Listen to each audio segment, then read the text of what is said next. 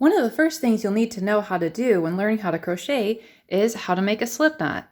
And a slip knot has a loop on the very top that allows you to take your hook and insert it in here. And since it's adjustable, you can easily tighten it, and then you can start your chain crochets.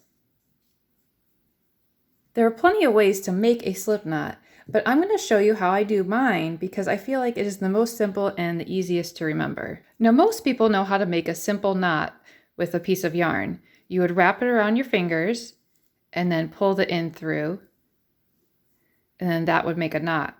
Now with a slip knot, it's pretty similar. You're just going to take the end of your yarn, make sure you have a little bit of a tail so you have something to work with, and wrap it around your fingers. And you start to pull this through like you would a regular knot, except you're not going to pull it all the way through. You're going to hold on to the ends down here and then pull up on the loop. And there's your slip knot. And then you can tighten that by pulling the beginning yarn like this, and then put your crochet hook on here. And you could tighten that a little bit more if you need to.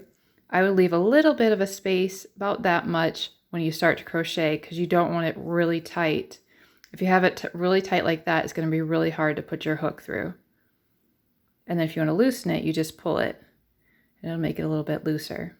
Now when you start getting comfortable doing that, the faster way to do that is to use your hook to pull the yarn through. So you wrap it around your fingers and put the yarn to the back of that circle, and then use your hook to pull that yarn through and make the loop.